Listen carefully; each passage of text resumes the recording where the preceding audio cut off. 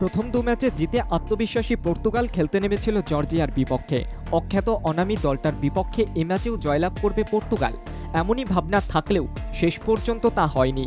গোল করতে তো পারেইনি পর্তুগাল, উপরন্তু দুগোল হজম করতে হয়েছে রোনাল্ডোদেরকে।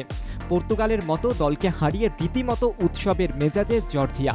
পর্তুগালের মতো শক্তপোক্ত দলটাকে হারানোর যে স্বপ্ন নিয়ে মাঠে নেমেছিল কাভারাস্কেইয়া মিকাউতাদজে, 90 মিনিটে সে স্বপ্ন তাদের পূরণ হয়েছে।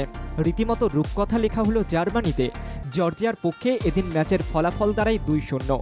এ কী হলো? ঠিক যেন নির্বাক দর্শক রোনাল্ডো। এদিন একাধিক গোলের সুযোগ পেলেও তা কাজে লাগাতে পারেননি তিনি। ম্যাচের 65 মিনিট পর্যন্ত তিনি মাঠে ছিলেন।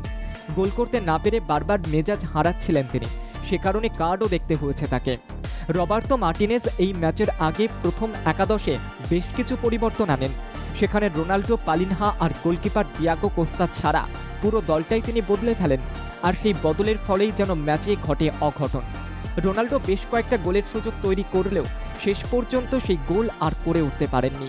লাল ব্রিগেড যেভাবে চক্রব্যূহ তৈরি করে রেখেছিল রোনাল্ডোদের সামনে, শেষ পর্যন্ত তারা আর একটি গোলও করতে পারেনি। কখনো কখনো এই ম্যাচে অসহায় দেখিয়েছে তাকে। একা সৈনিকের মতো লড়াই চালাতে গিয়ে বেশ কয়েকবার মেজাজও হারিয়েছেন CR7। এদিকে পেনাল্টি থেকে মিকাউতাদজে গোল করার পর দু চোখে হাত দিয়ে তিনি বুঝিয়ে দেন তার পাখির চোখ ছিল এই গোল, যা তিনি করতে পেরেছেন। আর এই ম্যাচে জর্জিয়ার বিপক্ষে পর্তুগাল তারকা রোনাল্ডো যেন ট্র্যাজিক নায়ক হয়ে গেলেন। ব্যুরো রিপোর্ট, বাংলা জাগো।